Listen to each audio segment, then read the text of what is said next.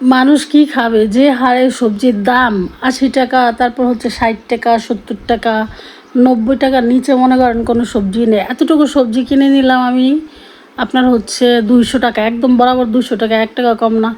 তো হ্যালো বন্ধুরা, বান্ধবীরা, মানে হ্যালো বন্ধুরা সবসময় বলবো কেন, বান্ধবীরাও তো আসে না, বান্ধবীরাই তো রেসিপি বেশি দেখে। তো আজকে আমি তোমাদেরকে দেখাবো সেই স্পেশাল সুস্বাদু একটা রেসিপি, ৬ প্রকারের হচ্ছে সবজি দিয়ে, মানে ৬টা আইটেমের সবজি দিয়ে 2 আইটেমের মাছ, ঠিক আছে।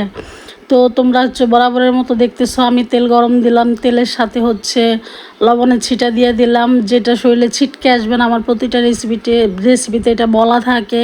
তো দিয়ে দিলাম হচ্ছে পেঁয়াজ কুচি, পেঁয়াজ কুচি দিয়ে একটু হচ্ছে নাড়াচাড়া করে নিব। তারপর হচ্ছে দিয়ে দিব হচ্ছে মশলা পেস্ট, এখানে আছে হচ্ছে পেঁয়াজ, রসুন, তারপর কাঁচামরিচ, জিরা। হ্যাঁ, আদাটা অবশ্যই অ্যাভয়েড করি আমি সব সময়। বিশেষ করে মাছের তরকারিতে আমার আদা একদম ভাল লাগে না, তাই আমি হচ্ছে আদা দেই না। তো তোমরা যারা খাইতে চাও, দিতে চাও, ভাল লাগে তোমাদের কাছে, তোমরা দিবা। আমার কাছে ভাল লাগে না, সেই জন্য আমি দেই না। আমি সব সময় আদা ছাড়া হচ্ছে মাছ রান্না করি, রসুনটা দেই। তারপরে এখানে দেখো আমি 2 প্রকারের হচ্ছে মাছ নিয়ে নিলাম, তেলাপিয়া মাছ আর হচ্ছে সুরমা মাছ। হ্যাঁ, তো এটাকে হচ্ছে নুন মরিচ মাখায়, তারপরে হলুদের গুঁড়া দিয়ে ভালো করে হচ্ছে ভেজে নিছি। এখন এই সুরমা মাছ থেকে আমি হচ্ছে কাঁটাটা বেছে নিব, মানে একদম ইজি বাসা। সুরমা মাছের কাঁটাটা বাসা না একদম ইজি। কি সুন্দর পাখি ডাকতেছে, কু কু, অনেক ভালো লাগতেছে পাখির ডাকটা। তো দেখো এই যে আমি 2 পিস মাছ নিছি, সুরমা মাছ। তো আমাদের মানুষ অনুযায়ী মাছ নেওয়া হয়েছে, তোমরা এমনটাই নিবা। তো হচ্ছে যে আদা রসুনগুলো একটু নেড়ে দিলাম, আদা রসুনের মধ্যে হচ্ছে দিয়ে দিছি হচ্ছে মানে হলুদের গুঁড়া, আর হচ্ছে দিয়ে মরিচের গুঁড়া। তো সবসময়ের মতো হয়েছে কি জানো, আমার না কি যেন হয়, ভিডিও করার সময় আমি আছে না ক্যামেরা কিন্তু ধরে রাখি, মনে হচ্ছে যে আমি ভিডিও করতেছি, বাট আমি ক্যামেরা ক্লিক না করে আমি হচ্ছে ভিডিও করতে থাকি। এটা আমার 2 দিন থেকে ভুল হইতেছে কেন যেন। তো আমি এখন হচ্ছে পরিমাণ মতো দিয়ে দিব মানে মরিচের গুঁড়া, যদিও ওইখানে মানে পেস্টের সাথে বাটা পেস্ট যে ছিল ওইটার সাথে হচ্ছে কাঁচামরিচ ছিল, সেই অনুযায়ী আমি একটু ঝালটা একটু কম দিব। আর ক্যামেরাম্যান যেহেতু আমি নিজে, সেই ক্ষেত্রে আমার একটু কাজ করতে মানে অসুবিধাই হয়, এক হাতে নাড়াচাড়া, তার উপরে মশলা দেওয়া, তারপর হচ্ছে মোবাইলটা মানে ঠিক অ্যাঙ্গেলে আছে কি না ধরাটা, সেটাও ফলো করা লাগে। তো আমি নিজেই রাঁধুনি, নিজেই হচ্ছে ক্যামেরাম্যান। তো এই দেখো আমি প্রাকৃতিক জিনিস দেখতে, মানে প্রাকৃতিক জিনিস দেখতে দেখতে হচ্ছে আমি রান্না করতেছি। এই দৃশ্যটা আমার অনেক ভালো লাগে সবসময়, এই কারণে মানে প্রাকৃতিক দৃশ্য দেখার কারণে রান্না করতে খুব মজা লাগে, মনটার মধ্যে কেমন ফ্লুব লাগে। তা আমি এখন দিয়ে দিব হচ্ছে পানি। আর আজকে আমি অবশ্যই আগে আদা মানে মশলা কষানোর পরে পানি দিই না, আমি আগে হচ্ছে মশলার ভিতরে হলুদ মরিচ দিয়ে দিছি। হ্যাঁ, অন্য সময় যেমন মানে পানি দিয়ে তারপর হচ্ছে হলুদের গুঁড়া মরিচের গুঁড়া দিই, কিন্তু আজকে একটু মানে আলাদাভাবে। আমার মনে হয় যে 2 রকমের রান্না করলে মজা লাগে, এই কারণে।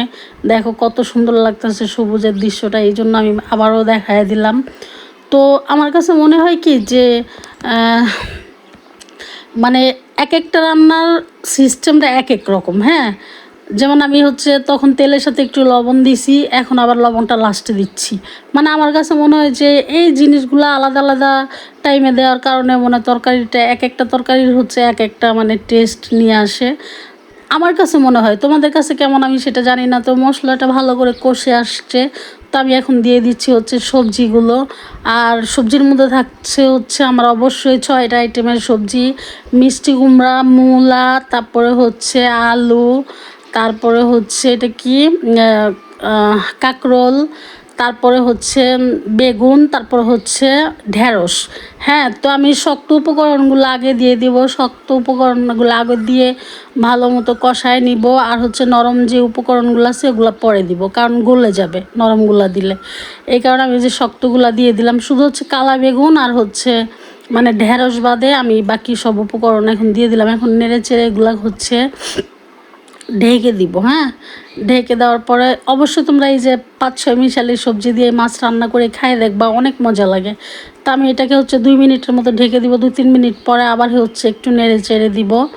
নেড়ে চেড়ে দেওয়ার পরে তোমরা দেখতে পাবা যে হচ্ছে সবজিটা কেমন। আর চুলার আঁচটা কিন্তু অবশ্যই কমায় দিব।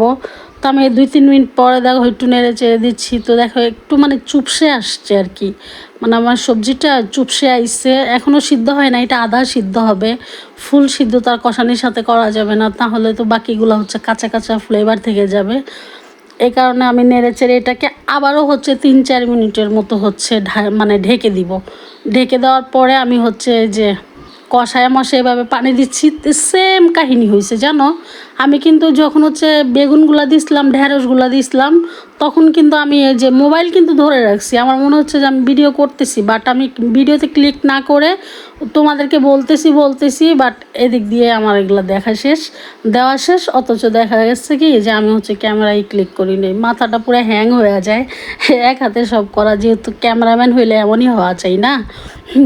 তো যেহেতু এটা মানে মাছ আর হচ্ছে 5 মিশালি সবজি, 6 মিশালি, তো এটা পুষ্টিগুণ তো অবশ্যই আছে। তার মধ্যে হচ্ছে এটাকে খাইতে একটু ভালো লাগবে, এই কারণে আমি একটু মাখো মাখো ঝোল রাখবো, একদম বেশি ঝোলও না আবার কম ঝোলও না, মাখো মাখো ঝোল রাখবো। তো আমি এখন মাছগুলো দিয়ে দিলাম, সুরমা মাছগুলো আর হচ্ছে তেলাপিয়া মাছগুলো, এগুলো হচ্ছে দিয়ে মানে ভালো মতো চুবাইয়ে একটু নেড়ে ছেড়ে তারপর হচ্ছে আবার ঢেকে দিব আনুমানিক 5 মিনিটের মতো। কাশ হয়েছে আমার। 5 মিনিটের মতো ঢেকে দিয়ে এটাকে আমি রান্না করব, বাট এই 5 মিনিটের মধ্যে আমি কিন্তু কোনো ঢাকনা সরাবো না, এটা এমনিতেই থাকবে। দেখো আমি ঢেকে দিছি, আর চুলাটা অবশ্যই বাড়ায় দিছি, এটা হইতে থাকুক ওর আপন গতিতে, ও চলতে থাকুক, চলছে গাড়ি যাত্রা বাড়ি একটা কথা আছে না। তো রান্না তো বসাইছি 5 মিশালি সবজি দিয়ে, আমার তো ধনিয়া পাতা কিনতে মনে নাই, ভুলে গেছি। তো আমি চলে আসলাম হচ্ছে নিচে, যেহেতু আমরা দোতলায় থাকি, তো নিচে চলে আসছি। আইসা দেখতেছি যে আমি জানি এখানে আগের থেকে ধনিয়া পাতা পাওয়া যায়, দেখো কতগুলা বিলাতি ধনিয়া পাতা, এটা কিন্তু অবশ্যই বিলাতি ধনিয়া পাতা। ধনিয়া পাতা নেওয়ার জন্য আমি নিচে আসছি। আর অ্যাকচুয়ালি এটা কিন্তু আমাদের না, হ্যাঁ, এটা হচ্ছে আমরা যে বাড়িতে ভাড়া থাকি বাড়িওয়ালা, ওই বাড়িওয়ালাদের, ওরা কিছু বলবে না এখান থেকে নিয়ে খাইলে। তো আমি এখান থেকে হচ্ছে ধনিয়া পাতা নেওয়ার জন্য আসছি। তো গাছ আছে অনেকগুলা, কিন্তু ছোট ছোট, আর ফাঁকে ফাঁকে হচ্ছে অনেকগুলা মানে বড় বড় পাতা আছে, তো সেগুলাই আমি বড় বড় পাতাগুলো উঠায় নিচ্ছি। আমি কিন্তু চুরি করতেছি না রে ভাই, আমি হচ্ছে বাড়িওয়ালাগুলো নিচ্ছি, ওরা কিছু বলবে না, ওরা আমাদেরকে বলছে আমরা নিয়ে খাই এখান থেকে। এখানে অনেক ন্যাচারাল মানে গাছগাছালি আছে বুঝছো, যেহেতু একটু গ্রাম্য এলাকা, আর এই জন্য এখানে অনেক কিছু পাওয়া যায়। তো দেখো এখানে প্রাকৃতিক দৃশ্য, তারপর হচ্ছে অনেক সবুজে ঘেরা প্রাকৃতিক দৃশ্য, তারপর গাছগাছালি অনেক কিছু আছে, দেখতে না অনেক ভালো লাগে। এটা হচ্ছে লেবু গাছ, হ্যাঁ, এটা কাঁচামরিচ গাছ লাগায় রাখছে, ছাদেও অনেকগুলো গাছ লাগায় রাখছে, সেটা আমি তোমাদেরকে আরেক ভিডিওতে দেখাবো। তো এইখানেও দেখো ধনিয়া পাতা আছে, আর এখানে দেখো কত ধনিয়া পাতা, বাট ওগুলো উঠানের মতো না, ওগুলো একদম ছোট ছোট হয়ে আছে। তো আমার এতটুকু হয়ে গেছে এনাফ, মানে একটা তরকারির জন্য আমার এতটুকুই লাগবে। তো এই দেখো কত সুন্দর প্রাকৃতিক দৃশ্য, মাঝে মাঝে বাড়ি ঘর আছে, বিল্ডিং টিল্ডিং আছে, আবার মাঝে মাঝে হচ্ছে সবুজে ঘেরা গাছগাছালি লাগানো। তা আমি চলে আসলাম ধনে পাতা নিয়ে, রান্নাঘরে ঢুকে গেলাম। তা আমি এখন হচ্ছে এগুলো হচ্ছে ধোবো, দেখছো কত সুন্দর ধনিয়া পাতাগুলা। আর ধনিয়া পাতাটা যখন গাছ থেকে ছিঁড়ছি এত সুন্দর ফ্লেভার বের হয়েছে না, মনে হয় কি যে কাঁচাই খায়নি, এত সুন্দর ফ্লেভার। তো ধনিয়া পাতাগুলোর মধ্যে না অনেক বালি, এগুলো হচ্ছে ভালো করে ধোয়া লাগবে। তো আমি এটাকে 3-4টা ধোয়া দিয়ে তারপর হচ্ছে কেটে দিব, কেটে নিয়েছি। তো ওটা আর ভিডিও করি নাই। তো দেখো নিচে গেছি, আমার তরকারিটা হচ্ছে মানে এই পর্যায়ে আছে। তো হয়ে গেল না আমার মজাদার সুস্বাদু রেসিপি। দেখো দেখতে কালারটা কি চমৎকার লাগতেছে না, আর তরকারি থেকে না সেই সুন্দর একটা গ্রান বের হয়েছে, যেহেতু বাটা মশলা দিয়ে না, বাটা মশলা দিয়ে তরকারি রান্না করলে খাইতে অন্যরকম টেস্ট লাগে, ভাল লাগে আর কি অনেক। তো এইভাবে তোমরা হচ্ছে আমার মতো 5-6 পদের আইটেমের সবজি দিয়ে 2-3 আইটেমের মাছ দিয়ে যদি খাইতে পারো না, তাহলে আরও ভালো লাগবে। এটাতে চাইলে তোমরা চিংড়ি মাছও দিতে পারো, আবার ইলিশ মাছও দিতে পারো, বা অন্য অন্য মাছও দিতে পারো, অনেক মজা লাগে খাইতে, বিশ্বাস করো, একবার রান্না করে খাইয়া দেখো। তো আমি দিয়ে দিলাম হচ্ছে ধনিয়া পাতাগুলা দিয়ে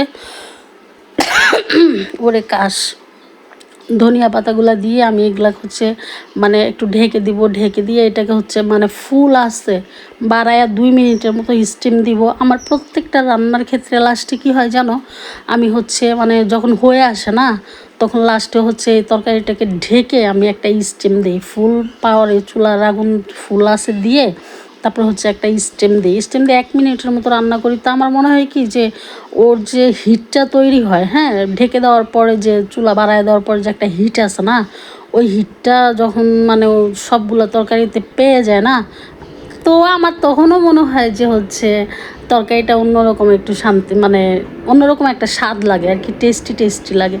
তো এই দেখো, এই যে আমি দিলাম ফুল পাওয়ারে হচ্ছে চুলাটা বাড়ায়া, আমি 1 মিনিট ঘড়ি ধরা 1 মিনিটের মতো একটা স্টেম দিব। স্টেম দিয়ে এটাকে কিন্তু আমি আর খাওয়ার আগে এই ঢাকনাকে আমি আর উঠাবো না। ওর যত কিছু আছে মশলা টশলা যা আছে সব কিছু মিলায়ে ঝিলায়ে ধনিয়া পাতার ফ্লেভার টেপার বের হয়ে সব কিছু একাকার হয়ে মিলেমিশে হয়ে গেল না আমার একটা মজাদার ইয়াম্মি ইয়াম্মি রেসিপি। তো তোমরা এমন করে রান্না করবা, রান্না করে খাইয়া দেখবা, অনেক মজা অনেক। আর আমার রান্না কার কার ভালো লাগে হচ্ছে কমেন্টে জানাবা, কী কী রান্না দেখতে চাও সেটাও জানাবা। আল্লাহ হাফেজ।